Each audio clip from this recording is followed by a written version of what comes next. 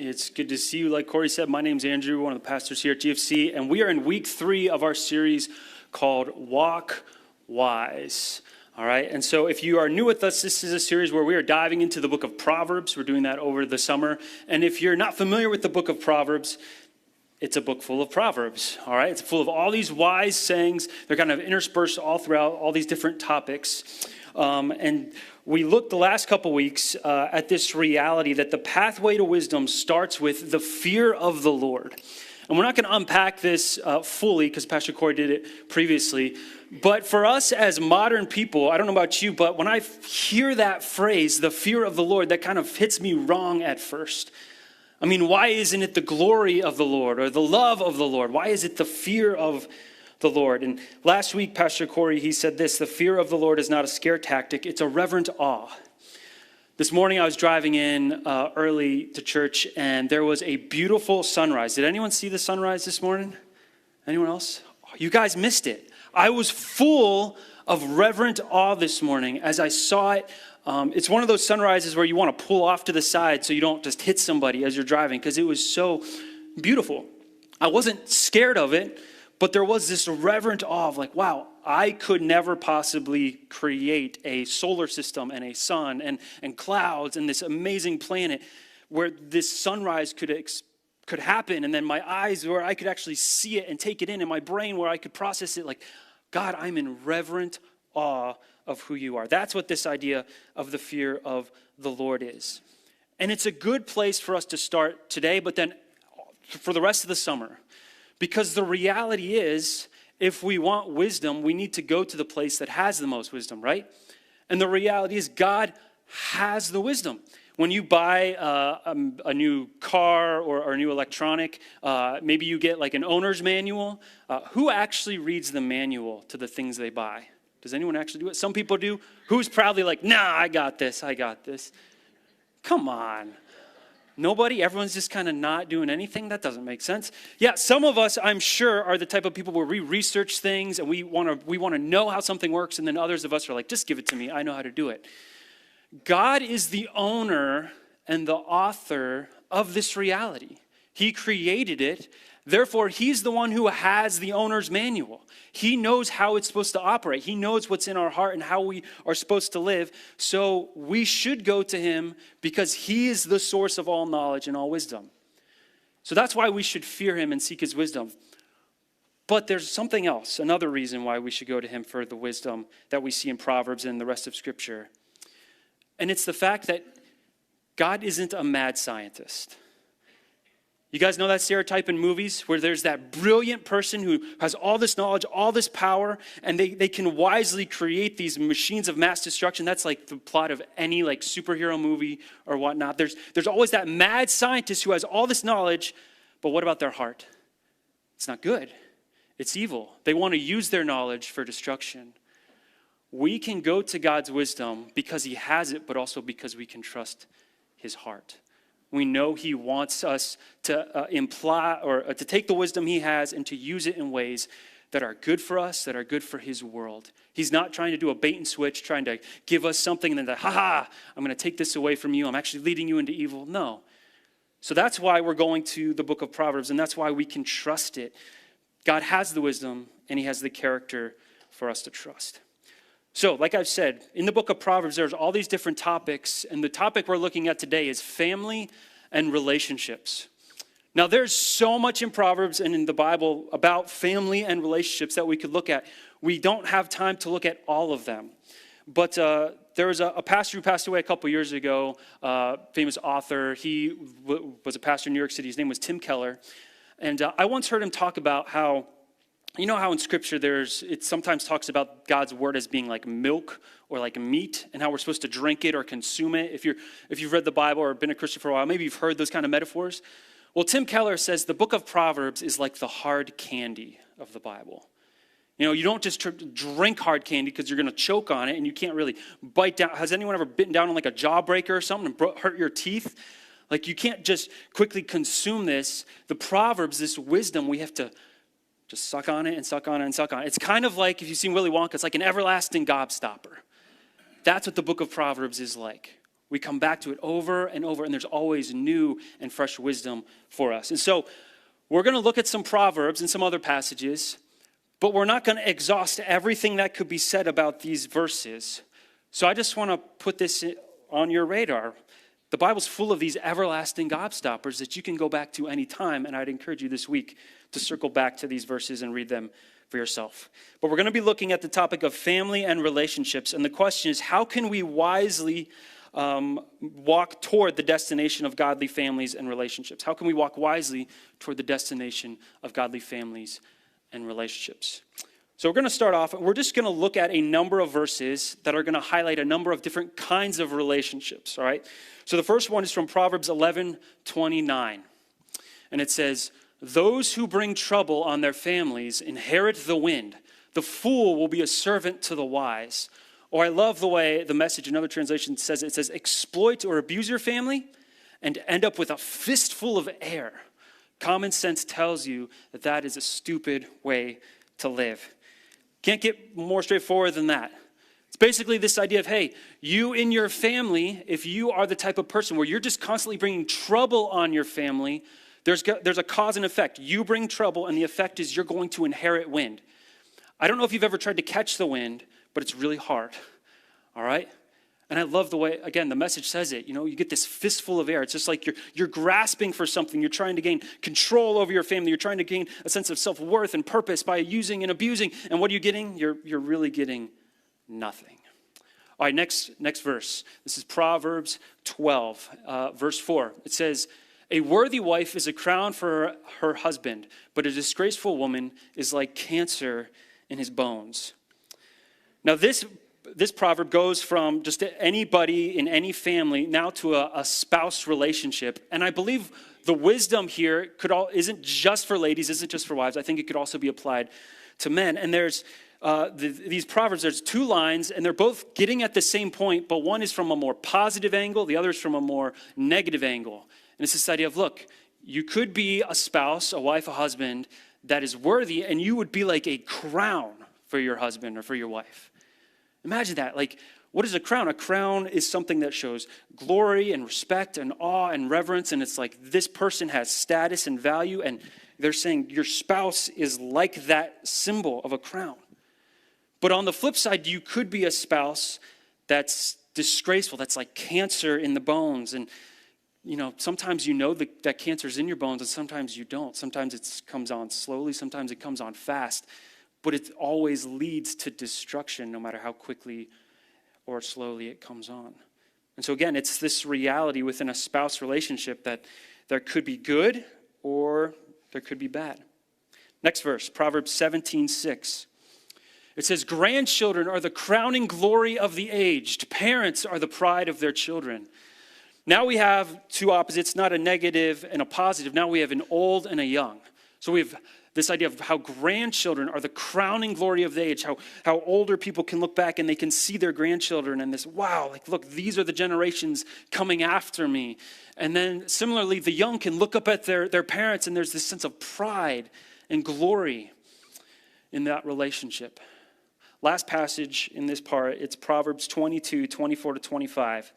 And it says, "Don't befriend angry people or associate with hot-tempered people, or you will learn to be like them and endanger your soul." So in this proverb, there's a warning. There's this idea of, look, you could befriend someone who's really angry or associate with hot-tempered people, but watch out, because they're going to impact you. You're going to be negatively influenced by them, and it's actually going to be a danger to your soul. Now, I don't think Proverbs is saying if someone is angry, don't ever talk to them, or hey, if your boss yells at you, just give them the cold shoulder. Be like, well, Proverbs 22:24. Like, don't do that. But this is saying the people in your closest inner circle, those people you really trust, those people you really befriend, the people who you want to be like and you want them to be like you, make sure they're not like this, because what's going to happen? They're inevitably going to drag you down. So this verse is getting at the idea of friendship and the influence that it can have. And with all of these, We've looked at older and younger spouses. We've looked at friendship. We've looked at the reality of bringing trouble into your family and how it's like grasping at the wind. And what I want us to see in all these, and these aren't the only things you can see in these. Remember, they're everlasting gobstoppers. You got to keep coming back to them. But what I want us to see is relational influence. Relational influence. In all of these proverbs and in so many more in the book, there's constantly this reality of how people have influence in your life and you have influence on their life. And this is something I want us to process through, is we need to grapple with the power of relational influence. I love this word, grapple. Let's say that. 1, 2, 3. Grapple. And we got to say it with more umph. 1, 2, 3. Grapple. All right, we'll practice. I wrestled when I was in middle school, and I was not a good wrestler, but we'd come to practice and we would grapple. We'd learn how we're supposed to engage somebody, how we're supposed to disengage them, the different moves and whatnot. And it was through the grappling process that you learned the right techniques, and you learned your weaknesses, and you learned how to kind of study your opponent. Again, I was not very good, but it was the only way to really learn how to wrestle was you had to get in the ring and you just had to start grappling. And the reality is all of us have been influenced by the relationships in our lives, by our parents, grandparents, aunts, uncles, friends, enemies, bosses, coworkers. And the power that they've had over your life, you may recognize it, but you may not. The reality is you are who you are today in a large part based on the relationships that have been in your life. Based on the ones that you couldn't choose, like you couldn't choose who you were born to. You couldn't choose who your classmates were. You couldn't choose different things like that. But then also based on the relationships you have chosen, who you've married, who you've befriended, who you've let into that inner circle. And those people have had so much impact on your life. As I get older, I keep seeing more and more ways that I am like my mom and dad. And Amanda sees it. I'm sure, poor Amanda. But she sees the good of it, but also the bad of it. And now that I have 2 girls, I'm starting to see it in my daughters, especially Evie, the older one. I never realized this, but Amanda will point out, she's like, Evie watches TV just like you do. Apparently, I just sit there and I just zone out, mouth open. I'm just dead to the world. I'm just locked into the TV. Evie does the same thing, just dead stare. I've been in front of her waving my hand, and she's just out. She is locked in. Apparently, she gets that from me. But the reality is she's going to grow up, and her life is going to be shaped by me and by Amanda in good ways, hopefully, but bad ways, inevitably, because we're human beings. And so we have to grapple with the power of relational influence, because we are all living under the influence of our families and relationships. When you hear the idea of living under the influence, I immediately think of negative things, getting a DUI, you're driving under the influence of something. And there are bad things we can be under the influence of, but then there are also good things we should be under the influence of. Going to church, being in God's word, the Holy Spirit in our lives. Influence isn't bad, it's just the source of the influence that can be good or bad, and the way we interact with that influence that can be good or bad. And we need to grapple with the relational influences in our lives, the bad choices we've made in the past, the things that have happened to us that we couldn't help. If you've gone to counseling before, maybe you've gone and you've started to talk to your counselor or therapist, and they've wanted to go back and look at your family history and talk about your origin stories. And that can be like, well, why am I doing this? What's the point? And the reality is they know a lot of the issues that we have in life, not all of them, but a lot of them can be traced back to different ways we were treated as a kid or as a teenager. And as we've grown up, we've been wounded in different things. But if we don't grapple with those things, those influences, we may miss out on a significant insight on, man, the reason I have a quick temper is because my dad had a quick temper. Or the reason I'm just a worrywart is that's the way I saw my mom do life. The reason I'm afraid to engage in these certain settings is because in the past I was hurt in those settings. By grappling with the power of relational influence, it won't just magically fix things, but it's a good place to start, I think. But not just in the way people have influenced us, but also in the way we've influenced others. We have so much power to influence the people around us. Our kids, our spouse, our friends, our neighbors. And so if we're going to think about how do we get to a destination of healthy families and relationships, it really starts with I'm going to fear the Lord, and then I'm going to process how do I use this influence God has given me to help bring them along this path with me. And so I'd encourage you to really think about that. This idea of influence and the relationships that have hurt you in the past or been there for you in the past, what you've done and whatnot. This isn't a Sunday morning sermon conversation. This is an ongoing conversation late at night, in the morning, drinking a cup of coffee, journaling, processing it, and recognizing, man, this is my story that God is writing with me, and there are difficult things, and it's impacting me. And it's good for us to process through those things. In fact, I think one of the greatest gifts God has given us is our story, but it's one of the things we neglect the most, I think. We have to steward our story well, I think, in order to live in light of his story. So let's grapple with the ways relationships have hurt us and been there for us, but also the way we've influenced others. So that's the first thing, if we want to walk down this path towards wise families and relationships. The second thing is we need to pursue godly character. We need to pursue godly character. The book of Proverbs, you could say, is just one big book on this whole idea, on being wise, which is about fearing the Lord and having godly character, pretty much. But Proverbs 20, verse 7 says, "The godly walk with integrity. Blessed are their children who follow them." The idea of integrity has this idea of wholeness or soundness. You could think about the integrity of a building or of its foundation, or the integrity of a table or of something. If the integrity of it is not there, if there's a fracture or there's something broken, then you know, hey, if I sit in this chair and the integrity isn't good, it could collapse and I could fall and it would be embarrassing and I would get hurt. And we don't want to not have integrity in the things we build. Similarly, what about our lives? We want this idea of wholeness, integrity, which is I am the same whether I'm by myself or whether I'm in a group. I am choosing to be an honest person with these people as well as these people.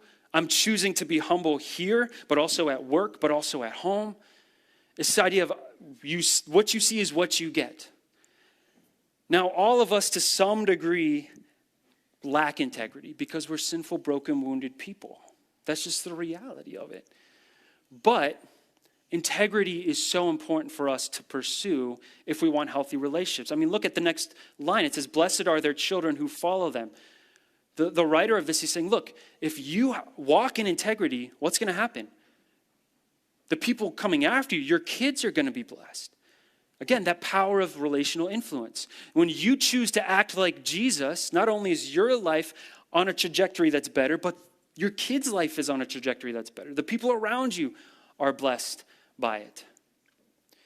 The last chapter of Proverbs 31, it's this chapter, it's all talking about this godly, wise wife. And it's basically the whole book of Proverbs has all this wisdom, and then chapter 31 is like, here is an example of a woman who has embodied all of this wisdom.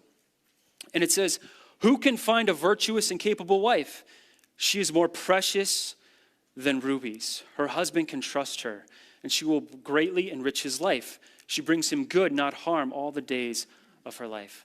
Again, here, she is virtuous and capable. She has character. She's a woman you look at and it's like, this woman is going to be honest. She has integrity. And what is the result of that? People look at her and they're like, wow, you are like rubies. And again, this isn't just for wives. I think this is something, guys, we could take as well. This idea of when we have godly character, we are offering something valuable into the world. And the result is, for this woman, her husband can trust her. Trust starts with our own character, starts with us proving we are trustworthy. And from that, her life is enriched. She brings good to those around her. Continuing, skipping forward a few verses in Proverbs 31, it says, "She carefully watches everything in her household and suffers nothing from laziness. Her children stand and bless her. Her husband praises her. There are more there are many virtuous and capable women in the world, but you surpass them all. Again, I just want us to hear this reality of he's not saying, wow, I have the most attractive wife in the world, or wow, I have the CEO of this biggest company in the world, or wow, this woman is the most powerful woman in the world. She's a virtuous woman. She has character. And that's what he's saying. Wow, that's where this true value lies, in your character. And he goes on in verse 30 and he says, charm is deceptive and beauty does not last, but a woman who fears the Lord will be greatly praised.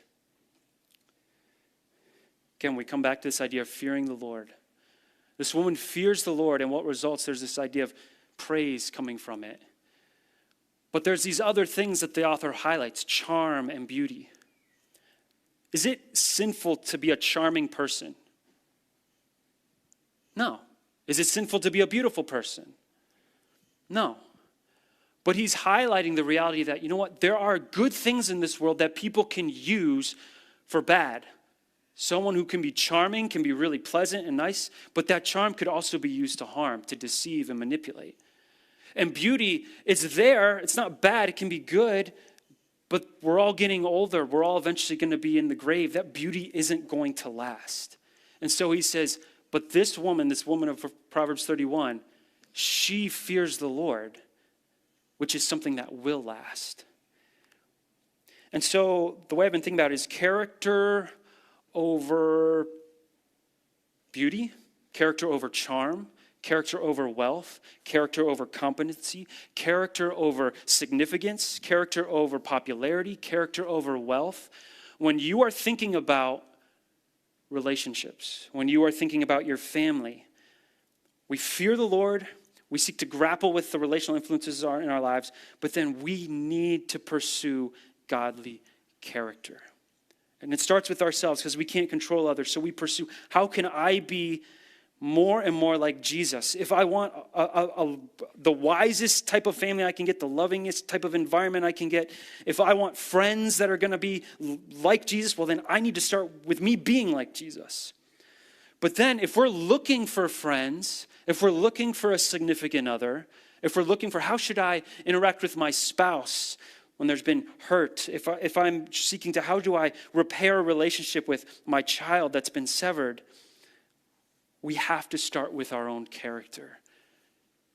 Character over pretty much everything is, I think, the place that we need to go to when it comes to building relationships and families in a way that is God-honoring. Now, good character doesn't solve all your relational problems. You can have the best character in the world, but someone else can still stab you in the back. You can have the best character in the world, and you can still tell a lie. You can still mess up because we're sinful and we're humans. But I think good character can help de-escalate relational problems. You know, as you start to see issues in your relationship coming up, if you have good character and the ability to humble yourself and listen to where they're coming from, and especially if both of you do, the ability to just de-escalate the situation. It's like letting air out of the balloon. That good character kind of lets just, you know what, I can choose to be for you, even though I'm mad right now. I can choose to listen to you, even though what you said hurt me. That good character does that. And it also helps turn relational issues into opportunities for growth, where you have the maturity to say, you know what, this hurt, I don't like this, why would they do that? But I'm going to lean in and I'm going to try to not just sweep the conflict under the rug, which is a go-to, I think, for a lot of us. I'm guilty of that as well, that I'm just going to run and hide. But no, I'm going to lean in and seek to grow rather than just hide from it. And it can also bring restoration to relational wounds. It's hard to engage someone who's hurt you in a healthy, helpful way if you don't have good character. I'm not saying that you just minimize what they've done to you. I'm not saying that what they did to you is right. But in order to bring health and restoration, you have to have the ability to humble yourself and engage with them. And that's where the restoration will come.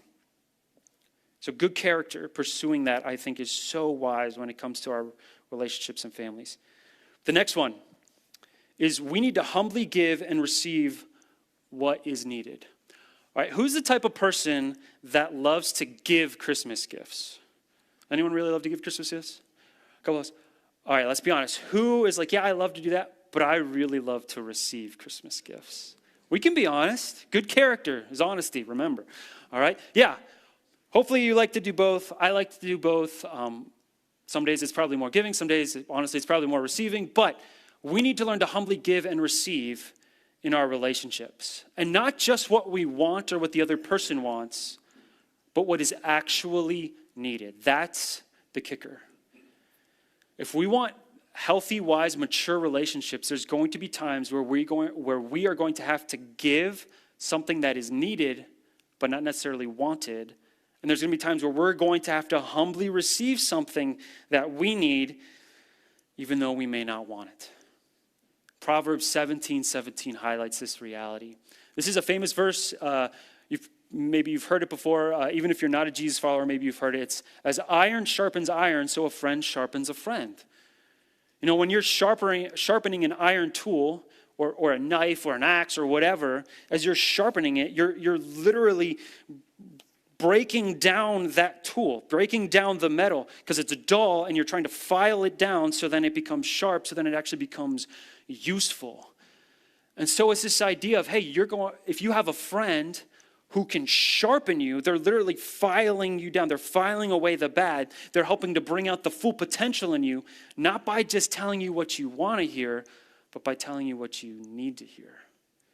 And Proverbs 27 has, I think, an even more just wild imagery. It says, wounds from a sincere friend are better than many kisses from an enemy. I've never once had my daughter run up to me and say, Daddy, give me a wound. But I have had her come up and she wants a kiss. She wants to give a kiss. We don't like being wounded. We don't want to be wounded. We would rather have kisses because that's soothing, that's comforting, that's showing love. But the reality is sometimes we're heading down a path in life that is not good, where we might have the blinders on or we may not. We might see where we're going and it's bad. It's going to hurt us. It's going to hurt the people around us. And is it loving for our friends to stand by and just kiss us and tell us with their words, hey, just keep going. You're fine. You're good, whatever. Or is it more loving them to get in our way and to tell us, look, what you're doing is wrong. You're going in the wrong direction. You're going to hurt yourself.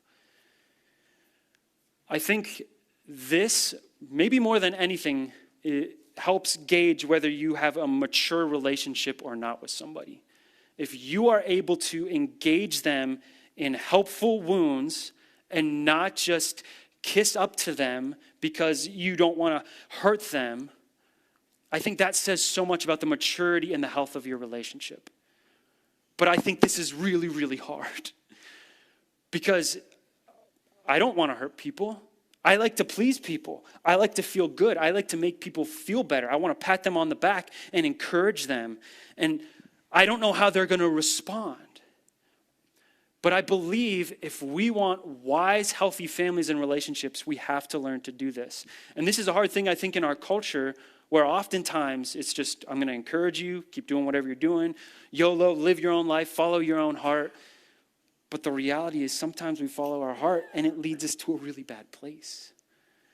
And so we need people to lovingly come along and wound us and sharpen us.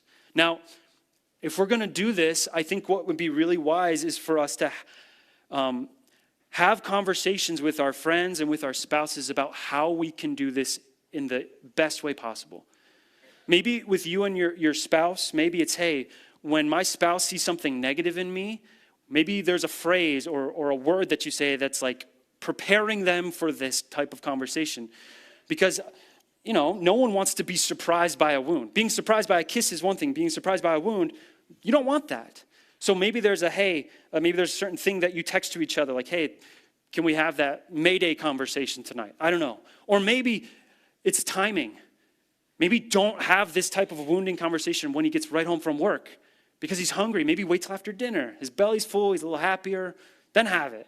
You know, but don't assume these things. Actually have the conversation while you don't need to wound each other and just say, hey, when I mess up, this is what I think how you could have a conversation with me where I'm probably going to listen to you better this way than this way. That is a wise thing for us to do, to preemptively understand with our spouse, with our close friends, with those we're in confidence with, hey, when you have tough things to tell me, I want you to tell me, but this way is unhelpful and this way is helpful. Don't answer out loud, don't raise your hand, but have you ever done that? Just had a brutally honest conversation with your spouse or your friend of giving those parameters, those boundaries of when they can and how they can wound you in the most loving way possible and how you can do it for them. I think that would take our fights, our conflicts to a whole new healthy level. But we don't need to just give wounds. We fast forward to the book of Romans, and Paul says this. He says, be happy with those who are happy and weep with those who weep. This verse, I think, is one of the most beautiful verses in the New Testament. It's this idea of empathizing with the people around us. It's choosing joy on their behalf when they're joyful, and it's choosing to meet them in their pain and their sorrow when they're in pain and sorrow. Our friends and our family, our kids, our spouse, they need people to validate them where they're at. They don't just need us to bring where we're at. They also need us to meet them where they're at. And sometimes life is too hard and we're emotionally too hurt to do this. But when we have healthy families and relationships, I think there's an environment where you can pick each other up. And when one is really happy, the other one can be there. And when one is down, the other one can be there for them. And it's the way we can support each other, not just in our families, but in our friendships as well. I think one of the worst things we can do is when someone else is joyful, we step in and we just rain on their parade about, well, that's great for you, but look at me. Or they're weeping and they're in the pit of despair and you don't understand, and maybe what they're weeping about makes zero sense to you, but all you do is just suck it up, rub some dirt in it, you're fine. Like, people have a different story from you. Our kids have a different story from us. They're growing up in a different environment than we did. And so let's meet them where they're at, because that's what we want people to do for us. When we get the promotion at work, we don't want our friend who is also going for the same promotion to just give us the cold shoulder. When we're broken up inside because of things going on at home, we want our friends to be there and not to be fake with us, but to just meet us where we're at. And so let's seek to empathize with one another. All right, I need to keep going. So I'm going to skip the next couple verses, Megan. The next couple verses were about kids and parents. In a few weeks, I know Pastor Corey is going to talk about correction and discipline and all that sort of fun stuff. So come back for that. But we're going to go to the next thing, which is examine your priorities. Examine your priorities. Proverbs 15 says this: better to have little with fear for the Lord than to have great treasure and inner turmoil. A bowl of vegetables with someone you love is better than steak with someone you hate. All right. Is anyone a vegetarian in here? This is a safe place. You can admit it. Yeah. I am not a vegetarian. This passage, I love the way it's written. Again, there's two stanzas here, and in both there's kind of you're receiving something or you're getting something that doesn't seem ideal in the world's eyes. You know, better to have little. Like, who goes through life being like, I just want to have little. Like, you know what? Forget the promotion. Forget the stuff. You know what? Don't give me any presents. I just want little. I want one shirt. I want, one meal a day. I want little. The less I have, the better. Like, no one thinks like that. We're constantly thinking more. But the author, he's like, what's the point of getting more stuff? What's the point of getting great treasure? But inside, there's this inner turmoil. You're just being eaten up.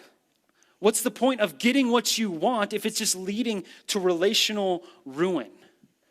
What's the point of buying the bigger house if your family is just in turmoil and it doesn't solve any of the issues?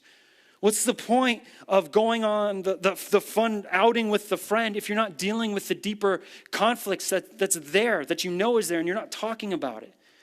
Isn't it better to have less, but to have fear of the Lord and to have inner peace in our relationships than to get everything the world says we should have, and yet we're just eaten up inside? Or even better, a bowl of vegetables with someone you love is better than steak with someone you hate. It's this idea of, what, it would be better to settle for the thing that no one wants than to get the thing everyone wants, if you're a carnivore, not a vegetarian. Everyone wants steak. No one just wants the bowl of vegetables. Because in this metaphor, it's with the less that where you're finding love. Why would you settle for something that is great in the world's eyes, but it's bringing hate in your relationships? Sometimes we can want things in life. We can prioritize things that don't really matter. We can prioritize, family's coming over. We got to get the house super clean, nothing out of alignment. Everything is, just shove it in the garage or shove it in that room. Everyone has that room, right? Or that drawer. Just shove all the crap in that space, shut it, tape it up. No one's going in there. All right. And so the house looks immaculate and there's this pressure, but then the people, your friends, your family, they walk in, the house is great, but your whole family's tense and there isn't relationship there. They might be walking into a beautiful house, but is it a loving house? Wouldn't it be better for there to be a little dirt on the floor and yet they're walking into love rather than hate? Or what if, I'm working so hard to get the new promotion. I'm working so much to get all the money to take my kids to Disney World and to do all the big things and to do all the things I never got to do. But all the kids really want is you. They want time with you. Yeah, the stuff you might give them is great, and they might enjoy it in the moment, but down the road, what's really going to matter is the love you can give them. So what are we prioritizing? What we prioritize will impact the destination of our relationships and our families. If we're prioritizing, I have to get in the friend group that has the smartest, most successful people, because then I will feel that way. Or I need to date the hottest person, or I need to date the most successful person, because then I'll feel better about myself, and I'll be able to post the best pictures on social media, or whatever. Whatever you prioritize, it's going to eventually seep into all of your relationships. It's going to be the place you spend your time and your money. It's going to impact whether you have the hard conversations with your friends and family, whether you actually take time to engage your children's hearts and get to know who they are and be there for them, or whether you're just going to keep running after someone else or something else. What's the point of getting the treasure? What's the point of getting the steak if at the end of the day, all those relationships fade away? Jesus said it like this, Luke 9:23-25. He said to the crowd, "If any of you wants to be my follower, you must give up your own way. Take up your cross daily and follow me. If you try to hang on to your life, you will lose it. But if you give up your life for my sake, you'll save it." And this next question is a question about priority. What do you benefit if you gain the whole world, but are yourself lost, are destroyed? That should sink in. That's an everlasting gobstopper if there ever was one. What's the point of gaining all the things under the sun in this world if at the end of the day we are lost and destroyed? If we don't fear the Lord and pursue the way he wants us to live, what's the point? It's inevitably going to lead to ruin. So there's so much more we could have looked at in Proverbs.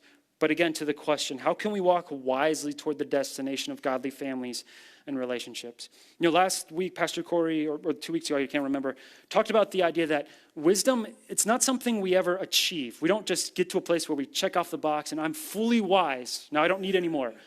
No, it's a journey. It's a constant thing we should be pursuing. And so if we want to walk toward the destination of wise, godly, loving families and relationships, I think these 4 things are really important. First, grapple with the power of relational influence, the way you've been influenced and the way you're influencing others. Pursue godly character over pretty much everything else. It's better to pursue someone who has good character than has a fat wallet. It's better to pursue someone who has good character than someone who's the most competent or strong or smart in the room. Pursue godly character in yourself, but also in those close relationships. Humbly learn to give and receive what is needed. Don't just let people kiss up to you. Ask them to wound you in kind, loving ways and find how you can do it for them. And lastly, examine your priorities. Try to step back and figure out, if I keep living this way, where are my relationships headed? Where's my family headed? You know what? If we talk to your kids or your spouse, what would they say is on your relational priority list? It's going to shape them, so we need to think about it. The last question I have, though, is, but what about you fill in the blank? What about when you do all of those things and yet your relationships still fall apart? What about when you have the best, most godliest priorities and yet your kids still walk away from Jesus? What about when you have the best character and yet you still mess up and you still wound the person you love? What about you fill in the blank? Pastor Corey also highlighted the reality in the previous weeks that these proverbs are not promises. They're just proverbs. God is giving us a trajectory of saying, look, if you do life this way, it tends to go better for you. But God is not dumb, and his word is very holistic.